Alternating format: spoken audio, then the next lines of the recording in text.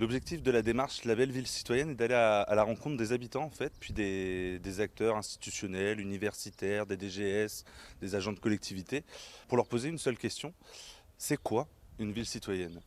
En fait, on voudrait savoir quels seraient les critères qui pourraient définir finalement une ville citoyenne. Est-ce que c'est une ville propre? Est-ce que c'est une ville où les gens se respectent, se disent bonjour? Et avec ces différents critères, on va pouvoir définir une sorte de label ville et village citoyen que pourront ou ne pourront pas suivre les différentes collectivités, comme une feuille de route finalement pour faire l'émergence de la citoyenneté dans les collectivités. La première démarche, c'est passé à Hasbrook avec des triporteurs. C'était l'occasion d'aller à la rencontre des habitants avec un petit café, un petit jus de fruits, leur poser la question. On a pu rencontrer une cinquantaine d'habitants qui ont accepté de nous répondre, de prendre une photo avec une ardoise, avec leurs propositions.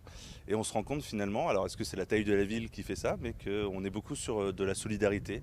C'est l'entraide entre les gens, c'est le respect. La propreté ressort également. Et puis on a quelques autres propositions un peu différentes sur l'écologie, la nature, l'environnement, la vidéosurveillance. Une ville citoyenne n'est pas une ville où on surveille tout le temps. Enfin, on a un peu beaucoup de propositions.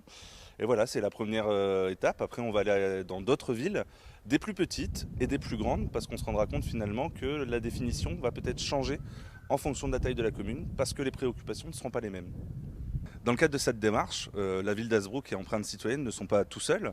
On porte cette démarche notamment avec le comité 21, mais avec d'autres partenaires, le CGDD, le Commissariat Général au Développement Durable, ou la Commission Nationale du Débat Public. L'ensemble de ces partenaires ont l'habitude des questions de participation et de consultation. Et donc on va travailler avec eux autour de cette réflexion pour étudier l'ensemble des propositions qui vont nous être faites dans les groupes de travail ou par les habitants. Alors la consultation ne va pas simplement s'arrêter avec les démarches de terrain, mais et aussi les groupes de travail. On aura aussi une démarche en ligne avec une plateforme où on posera la question du coup aux habitants qui voudront bien se connecter. C'est quoi une ville citoyenne?